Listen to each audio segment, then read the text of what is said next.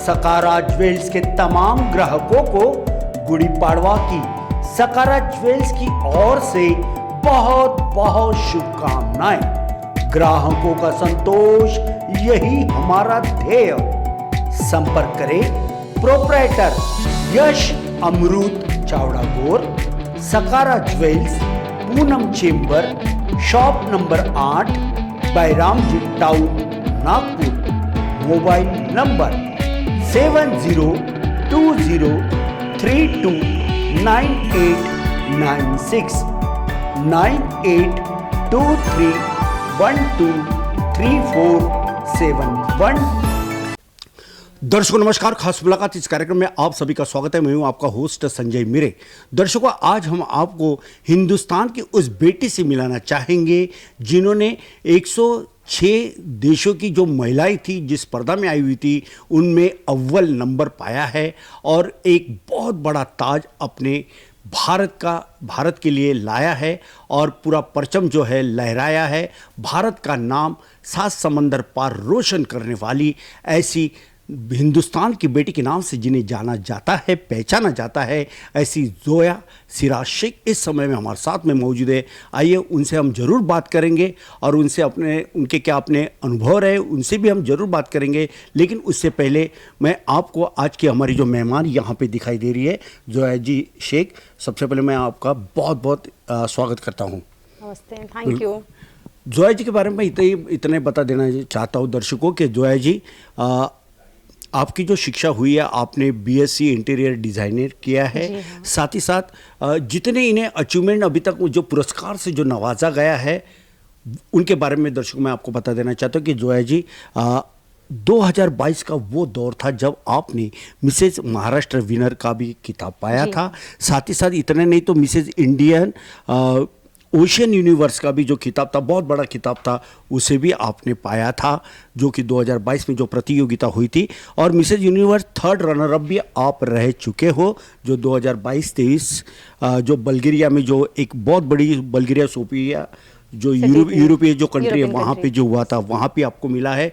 दर्शकों इतना ही नहीं तो जोया शेख इन्होंने उससे भी आगे बढ़ते हुए कड़ी मेहनत करते हुए best artistic national costume award winner भी आप रह चुकी हो। Mrs universe brilliance awards winner भी आप रह चुके हो। इतना नहीं तो जोया जी आप मिसेस यूनिवर्स टॉप 25 में भी आप आ चुकी हो। और हाल फिलहाल में जो जोया जी है ये तो भारत का नाम रोशन कर रही है, लेकिन भारत के साथ साथ शहर के लोगों के कामकाज काफ़ी आती है और किसी के कामकाज आने के लिए कोई एक ऑर्गेनाइजेशन की बहुत बड़ी ज़रूरत होती है। तो मैं यही कहना चाहता हूँ जोया जी कि इस समय में आप जो है वो एक मिनट हाँ। तो जोया, तो दर्शकों मैं आपको बता दूं कि जोया जी डायरेक्टर ऑफ इनबीसी न्यूज़ से है और इतने ही तो आप नागपुर मेट्रो समाचार जो है उनकी भी आप डायरेक्टर हो और फाउंडर जो कारा फाउंडेशन है, बहुत बड़ा फाउंडेशन अपने आप में एक है, लोग काफ़ी पसंद कर रहे हैं कारा फाउंडेशन को। तो कारा प्रोडक्शन भी आपका ही है और 45 ईयर्स में अब तक के कोई भी इंडियन ये पोजीशन ये मुकाम हासिल नहीं कर पाया जो आपने कड़ी मेहनत करते हुए इस मुकाम को पाया है। और जो मिसेस यूनिवर्स के जो 42 टाइटल्स थे उनमें हिंदुस्तान की बेटी के नाम से भी आपको नवाजा गया है। तो दर्शकों ये था इनका परिचय। अब हम सीधा रुक करना चाहेंगे जोया जी शेख इनके पास और इनसे ही जानना चाहेंगे वो सवाल जिस सवाल का बेसब्री से आपको और हमारे तमाम दर्शकों को इंतजार है। जोया जी मैं फिर से एक बार खास मुलाकात इस कार्यक्रम में आपका स्वागत करता हूँ। जोया जी ये बताइए कि जिस तरह से इतने जो अचीवमेंट आपको मिले हैं, जो पुरस्कार से नवाजा गया है, एक एक वर्ष के बारे में बताइए कौन से वर्ष क्या हुआ था। जी हाँ, 2022 में मिसेस महाराष्ट्र का विनर मैंने जीता। उसके बाद में मुझे फेलिसिटेट किया गया आराध्या ब्यूटी एसोसिएशन से मिसेस इंडिया का। फिर मिसेस इंडियन ओशियन यूनिवर्स मुझे मिसेस इंडिया आईएनसी के थ्रू मिला, मोहिनी शर्मा जो कि फाउंडर है। उसके बाद मैंने हिंदुस्तान को रिप्रेजेंट किया बल्गेरिया सोफिया में। तो ये एक 7 डेज़ का एक फंक्शन होता है जिसमें हम लोगों को डे बाय डे, जैसे हम लोगों को मीट एंड ग्रीट, फिर उसके बाद में हम लोगों को नेक्स्ट डे शॉपिंग, फिर सिटी टूर, देन उसके बाद में डोमेस्टिक वायलेंस। सबसे इम्पॉर्टेंट जो एक जो इम्पोर्टेंट पार्ट था, एक डोमेस्टिक वायलेंस था, उसके बाद में नेशनल कॉस्ट्यूम था, उसके बाद ग्रैंड फिनाले था। तो सबसे इम्पोर्टेंट था वो डोमेस्टिक वायलेंस। तो मैं आप लोगों को बताऊंगी कि डोमेस्टिक वायलेंस जो था, ये जो महिलाएं, जो हमारे हिंदुस्तान में ही नहीं, ये पूरे वर्ल्ड में ये प्रॉब्लम है कि हर कोई डोमेस्टिक वायलेंस का शिकार हो रहा है। तो हर कोई डोमेस्टिक वायलेंस का शिकार तो हो रहा है, लेकिन इससे बचने के लिए क्या करना चाहिए? हर किसी का सवाल ये होता है कि ठीक है, हर कोई इसका शिकार हो रहा है, हर कोई इससे पीड़ित है, लेकिन इससे निकला कैसे जाए? तो मैंने ये अभियान शुरू किया है, और मैं अभी आगे भी, मतलब मैं चाहूँगी आगे भी मैं स्कूल्स में जाकर बच्चों को सेल्फ डिफेंस का एक वर्कशॉप देती रहूँ। और मैं मतलब मैंने इसके पहले भी ये स्टार्ट किया है, बहुत सारे स्कूल्स में मैंने सेल्फ डिफेंस का वर्कशॉप दिया है, और आगे भी मैं चाहती हूँ कि मैं बच्चों के लिए सेल्फ डिफेंस का वर्कशॉप दूँ, क्योंकि मेरी भी बेटी है, कल चल के मेरी भी बेटी अगर इसका शिकार होती है तो मैं उसको अपने बचपन से ये चीज़ें सिखाऊँ तो शायद वो कल चल के इसका शिकार ना हो सके। तो मेरा हर किसी को है कि अपने बच्चों को आप सेल्फ डिफेंस सिखाइए, उनको इतना आप स्ट्रांग बना दीजिए कि आपका बच्चा कल चल के आप उन्हें किसी भी मुकाम पर हासिल, मतलब किसी भी मुकाम पर आप पहुंचाना चाहते हो, या अगर आपका बच्चा कोई भी मुकाम पाना चाहता है, तो मैं नहीं चाहती, मुझे ऐसा लगता है कि ये हासिल करने के लिए शायद माँ बाप को कभी ना कभी ऐसे प्रॉब्लम फेस करने पड़ते हैं, और बहुत सारे ऐसे दिक्कतें भी आती हैं। कुछ पेरेंट्स गरीब होते हैं, पुअर फैमिली से होते हैं, तो वो ये सब चीज़ें अफोर्ड नहीं कर पाते हैं। और ये मानसिकता जो है, ये मानसिकता मुझे नहीं लगता कभी कम होगी जो डोमेस्टिक वायलेंस का है। तो मुझे ऐसा लगता है कि लोगों ने इसके ऊपर डोमेस्टिक वायलेंस को लेकर आगे आना चाहिए, और सेल्फ डिफेंस, चाहे वो किसी भी उम्र की महिलाएं हो, अगर आपको ऐसा लगता है आप इससे पीड़ित है, तो आप डेफिनेटली आप किसी भी एज में आप सेल्फ डिफेंस का वर्कशॉप ले सकते हैं, आप इस पे काम कर सकते हैं, आप सीख सकते हैं और अपने आप को प्रोटेक्ट कर सकते हैं। बिल्कुल, इसी से जुड़ा हुआ मेरा दूसरा जोया जी ये भी एक सवाल था कि जब आप परफॉर्मेंस दे रही थी तो पूरा जो सभागृह था वहाँ पे जो बहुत 106 देशों के महिलाएं तो थी, साथ साथ पूरे वर्ल्ड के जो नामचीन हस्तियां हैं, बड़े बड़े उद्योगपति हैं, बड़े बड़े जो लोग हैं, बड़ी बड़ी पर्सनैलिटियाँ वहाँ आई थी, मगर हर किसी ने, हर राज्य के, हर कंट्री के हर महिलाओं ने तो अपनी बात रखी, मगर सबसे ज़्यादा अगर पसंद किया गया तो डोमेस्टिक वायलेंस, इस विषय को लोगों ने काफ़ी हद तक पसंद किया, काफ़ी तालियां भी आपने वहाँ पे बटोरी थी, कई लोगों की प्रतिक्रियाएं भी आई थी। तो आपके जहन में ये कैसा है कि मैं डोमेस्टिक वायलेंस पे वहाँ पे स्पीच दूँ, वो कितना लोगों के दिल में उतरा है, कितना अट्रैक्ट किया आपने? जी संजय वीरे जी, मैं आपको बताना चाहूँगी कि जो domestic violence actually Mrs universe का जो प्लेटफॉर्म होता है, वहाँ पे उनका ये एक ये होता ही है, डोमेस्टिक वायलेंस उनका टॉपिक ही होता है, जो हर महिलाओं को अपने अपने विचार रखने होते हैं। तो सभी का एक था कि हर कोई, देखिए कोई, मतलब वहाँ पे जितने भी लोग रिप्रेजेंट कर रहे थे, तो कोई ना कोई ऐसा था कि जिनको अपने परिवार से प्रॉब्लम था, कोई ऐसा था कि जिसके माँ बाप से प्रॉब्लम था, कोई था आस पड़ोस से प्रॉब्लम था, हर किसी को कुछ ना कुछ प्रॉब्लम है। देखिए प्रॉब्लम तो है, लेकिन इससे निकलने का भी तो सोल्यूशन होना चाहिए।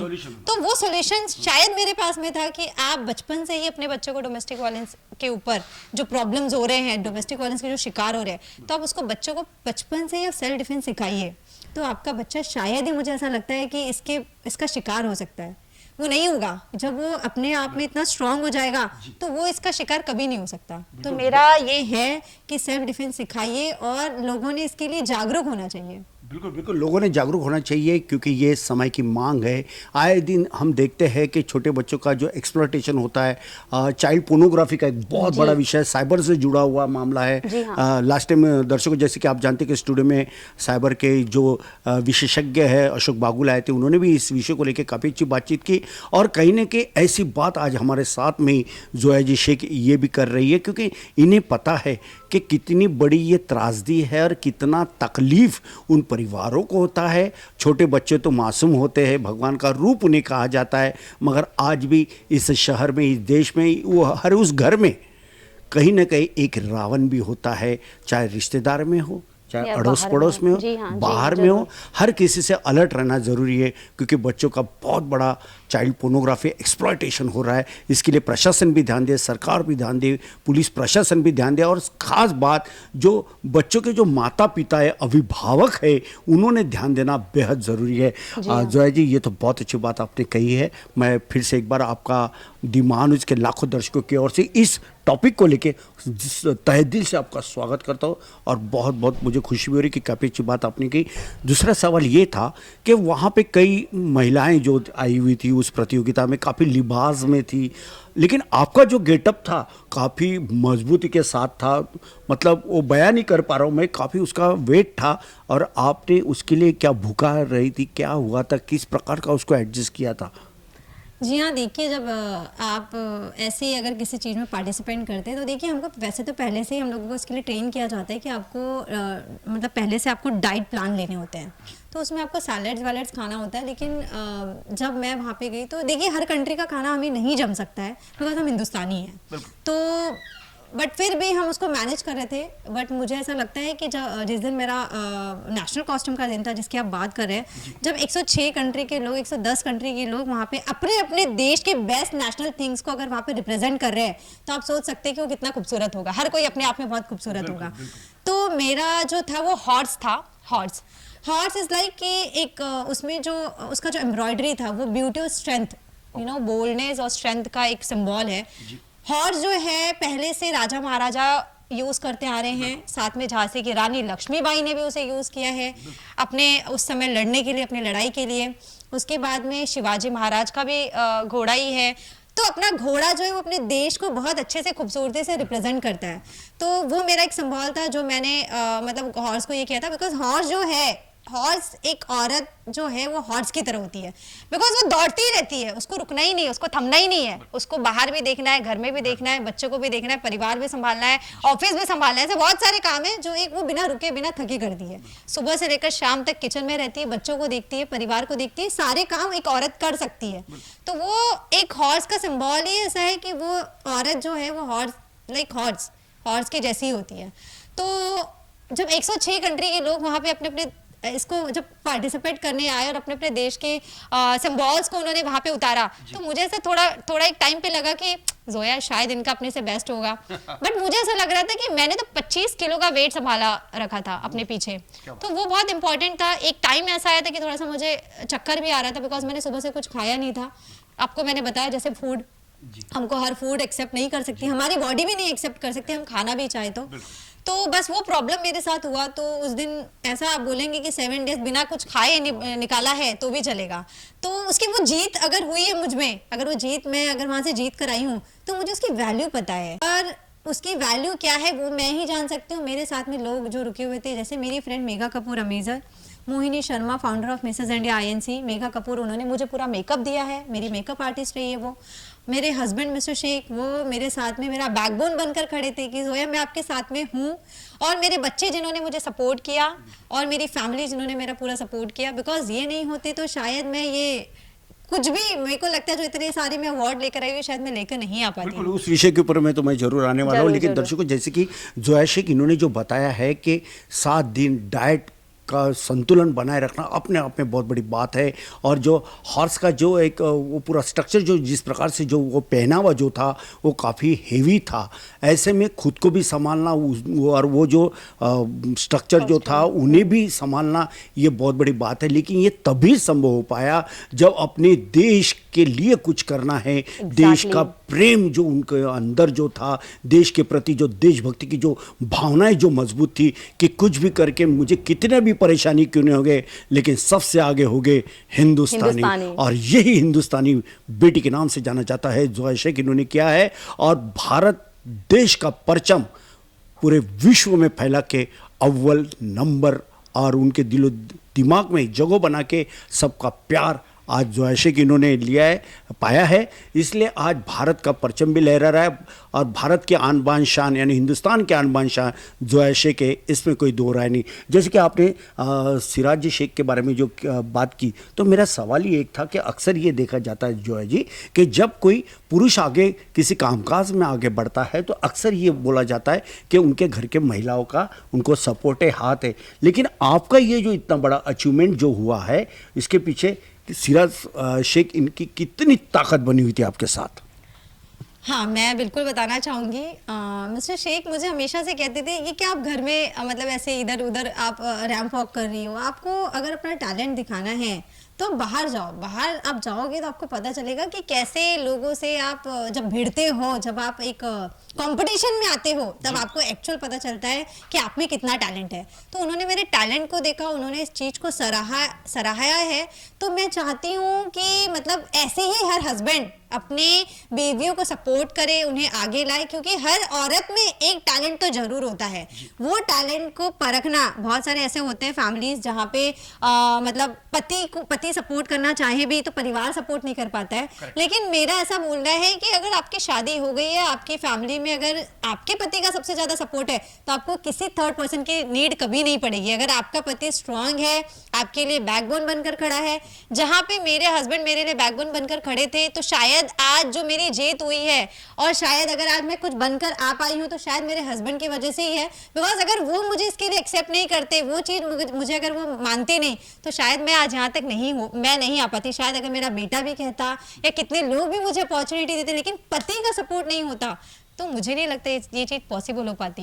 तो बेशक जो आपने कहा मुझे कि ऐसा कहते हैं लोग कि पति के बिना मतलब एक आदमी के पीछे एक औरत का हाथ होता है और एक औरत के पीछे एक आदमी का होता है। बेशक जब परिवार में हस्बैंड वाइफ की म्यूचुअल अंडरस्टैंडिंग बहुत अच्छी होती है, अगर आपका पति आपको दोस्त बना ले, ये मेरे हस्बैंड हमेशा मुझे कहते हैं, और मैं भी यही कहती हूँ कि जब आप हस्बैंड वाइफ एक दूसरे को दोस्त बना लो, तो आपके झगड़े कभी नहीं होंगे, आप लोगों की अंडरस्टैंडिंग लेवल बहुत ज़्यादा बढ़ जाएगी।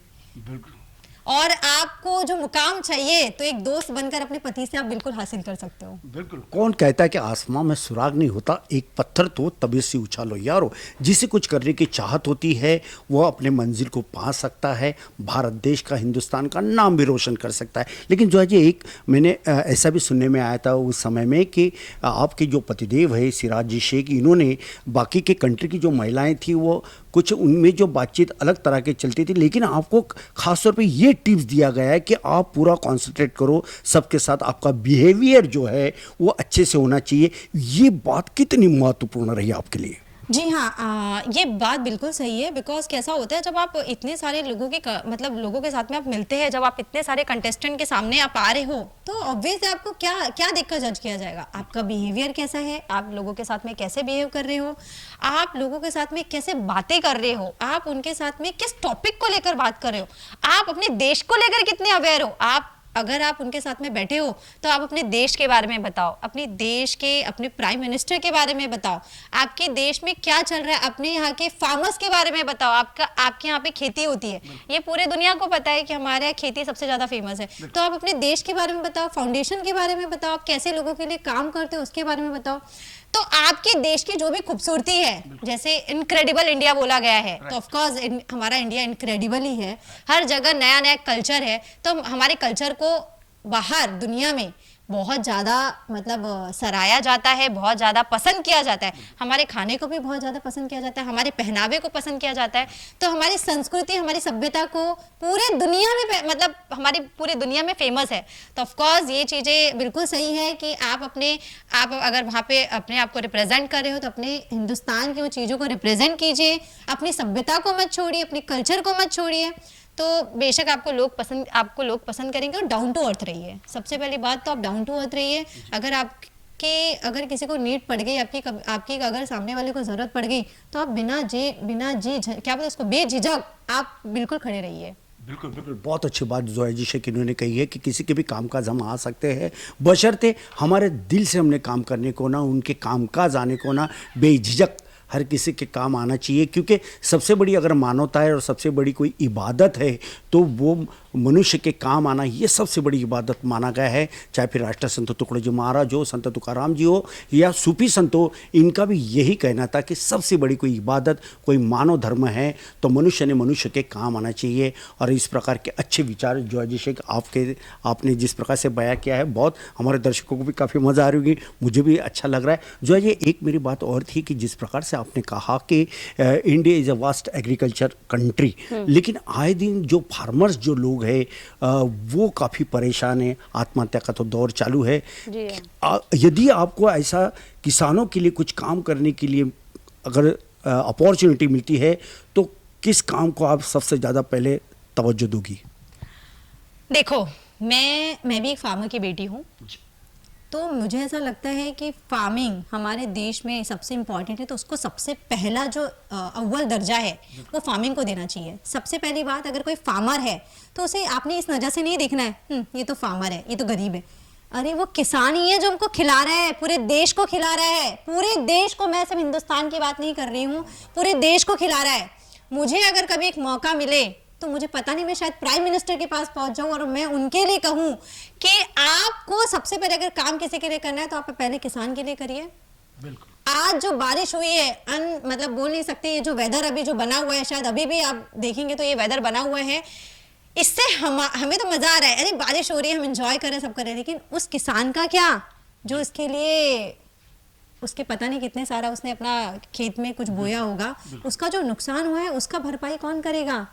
इतना नुकसान होता है, इतना वो लोग लोन उठाते हैं, सब कुछ करते हैं, वो लोन उठाने के बाद में भी उनका वो प्रॉब्लम सॉल्व नहीं हो पाता है, तो उनके पास में ऑप्शन ही नहीं रहता है। वो बेचारे अपने कर्ज में इतने डूबे होते हैं कि उनको फांसी के अलावा दूसरा ऑप्शन ही नहीं होता है।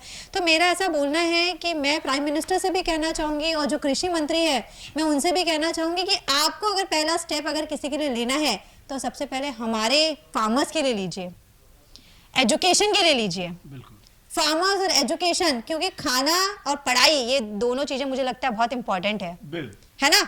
अगर आप खाओगे, अच्छा खाओगे तो दिमाग अच्छा चलेगा, तो अच्छे से पढ़ाई कर पाओगे। तो ये चीज़ों के लिए मैं दोनों के लिए ये करती हूँ कि आप इनके लिए ऐसा कुछ करिए। और मुझे भी ज़रूर, मैं भी ये बोलना चाहूँगी कि मुझे भी अगर कभी ज़िंदगी में मौका मिला उनके लिए काम करने का, तो मैं उनके लिए फर्स्ट स्टेप पर आकर काम करूँगी। जोया जी, क्या आपको लगता है कि किसानों को पेंशन मिलना चाहिए? बेशक मिलना चाहिए, पेंशन मिलना ही चाहिए, बिकॉज आप देखिए ना, 6 महीने खेती करते हैं, 6 महीने बेचारे प्रॉब्लम में होते हैं। बहुत सारे ऐसे गरीब हैं, बहुत सारे ऐसे गांव है, मैं तो जाती हूँ, हमारे बहुत सारे गांव भी है जहाँ पे हमारे रिलेटिव्स रहते हैं, मैं जाती हूँ, मैं देखती हूँ, मैं उनको देख कर सोचती हूँ आप कैसे रह रहे हैं, आप कैसे सर्वाइव कर रहे हो। मतलब होता है, बहुत सारे ऐसे लोग हैं दुनिया में, बहुत सारे ऐसे गाँव है जहाँ पे आज भी भूखमरी बोलो या फिर लोगों को प्रॉपर खाना नहीं मिल पाता है, लोग प्रॉपर रह नहीं पाते हैं, प्रॉपर कपड़े नहीं होते, प्रॉपर एजुकेशन नहीं मिल पाता है। तो ऑफकोर्स मैं तो उसके लिए हमेशा खड़ी हूँ, मैं हमेशा स्टैंड करूँगी। सबसे पहले अगर मेरे को किसी ने बोला कि इसके लिए कौन स्टैंड कर रहा है, तो सबसे पहले जोया सिराज का नाम होगा, मैं सबसे पहले वहां पे खड़ी रहूंगी। बहुत बहुत अच्छी बात आपने कही। हो सकता है कि शासन प्रशासन हो या फिर राज्य सरकार के जो मुख्यमंत्री है एकनाथ जी शिंदे हो, उप मुख्यमंत्री देवेंद्र फडणवीस जी हो, या फिर इस देश के वजीर आजम प्रधानमंत्री नरेंद्र मोदी हो, ये बात उन तक जरूर पहुंचेंगी। और जोया सिराज शेख इन्होंने ये मांग की है कि किसानों को भी पेंशन मिलना चाहिए।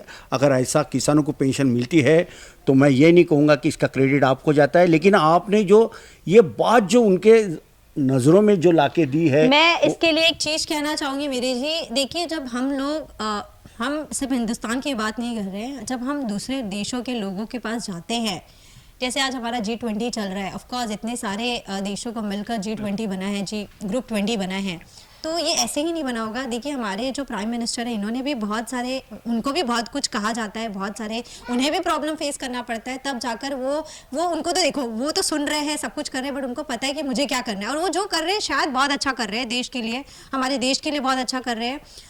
तो हम भी अगर आज हमने पेजेंट्री इंडस्ट्री में अगर किया है, तो हम भी 106 कंट्री के अलग अलग देशों, जहां पे अगर विनर्स में अगर कोई खड़ा था टॉप 5 में, तो वहां पे एक रशिया था। आप जानते हैं रशिया कितना बड़ा है। उसके बाद यूएसए, अमेरिका, वेनेजुएला था, उसके बाद हमारा भारत था, वियतनाम था, और साउथ कोरिया, जापान। आप समझ सकते हैं ये देश कितने स्ट्रांग है। इतने देशों में जब हमारा हिंदुस्तान खड़ा है, तो आप समझ सकते हैं कि हम भी किसी से कम नहीं है। तो ये मेरे लिए बहुत प्राउड की बात है कि इन देशों के बीच में मेरा हिंदुस्तान खड़ा था, तो मैं प्राउड से कहूंगी कि मैं हिंदुस्तान की बेटी हूँ। और मेरे को ये भी बोलना है कि जब आप 106 कंट्री के लोग, 120 कंट्री के लोग, 140 कंट्री के लोग जब पार्टिसिपेट करते हैं और आप उनके सामने खड़े होते हैं, तो आपको अपने अपने देशों के बारे में जब बोलने का मौका मिलता है, तो हम भी उनको बताते हैं कि हमारे देश में जो चीज़ प्राउडली बताने लायक होती है, तो वो चीज़ हम प्राउडली बताएंगे। लोग हमको जब पूछते हैं, अदर कंट्री के लोग जब हमें पूछते हैं कि अच्छा आपके यहाँ तो बहुत सारे जो किसान हैं, किसान वर्ग के लोग हैं, वो लोग आत्महत्या कर लेते हैं, तो कैसे, क्यों, उनके लिए कुछ किया नहीं जाता है? तो मुझे ऐसा लगता है कि बेशक हमारे देश में किसानों के लिए किया जाना चाहिए। हमारा एजुकेशन, हमारा बैकवर्ड कहा जाता है कि आपके यहाँ पे एजुकेशन जो है उसको इतना इंपॉर्टेंस नहीं देते हैं, तो मैं चाहती हूँ कि उसके लिए भी एक बहुत बड़ा कदम उठाना चाहिए कि बाहर देश में जब लोग आपके हिंदुस्तान के लिए ऐसा बोलते तो आपको बुरा लगता है, लेकिन हम हिंदुस्तानी है तो हम उसको कभी बुरा नहीं गिरने देते, और हम कहते हैं कि नहीं हमारा हिंदुस्तान, हमको पता है वो क्या कर रहा है अपने देश के लिए। तो बस मेरा यही विचार है कि जो भी करना है आप फर्स्ट जो प्रेफरेंस है आप हमारे किसान भाइयों को दीजिए, और सेकंड जो है वो हमारे एजुकेशन पे ज़्यादा बात करना चाहिए, हमारी शिक्षा पे ज़्यादा बात करना चाहिए।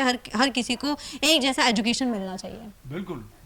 जाते जाते मेरा आखिरी का सवाल यह है कि इस समय में दी महान्यूज़ के लाखों दर्शक आपको गौर से देख भी रहे, सुन भी रहे हैं, और जो कुछ ऐसे लड़कियां हैं, जो ऐसी महिलाएं हैं जो आपके नक्शे कदमों पे चलना चाहती है, क्या कहना चाहती हो आप जोया जी? जी हाँ, देखिए पेजेंट्री तो अपना अपना एक सपना होता है, आपको इंडस्ट्री में जाना है नहीं जाना है, लेकिन मैं हर औरत को मैं हमेशा से कहते आई हूँ और आज भी मैं वही कहूँगी, सपने देखना हर किसी के बस की बात नहीं होती, लेकिन अगर आप, मैं औरतों के लिए खास कर कह रही हूँ, आप सपने देखिए, नहीं भी देखना चाहते हो तो ज़बरदस्ती देखिए, और वो सपनों को देखकर अपनी उड़ान भरिए। हो सकता है ज़िंदगी में आज आप एक गृहिणी हो सकता है आज अपने बच्चों को पढ़ाने वाली एक अच्छी माँ हो सकता है आज आप बहुत अच्छी शेफ़ हो। अपने जो बेस्ट, आपके अंदर जो बेस्ट कीड़ा होगा ना, उसको बाहर निकालिए और आप कुछ कर दिखाइए। आप सोचिए कि आप जरूर कुछ कर सकती हो।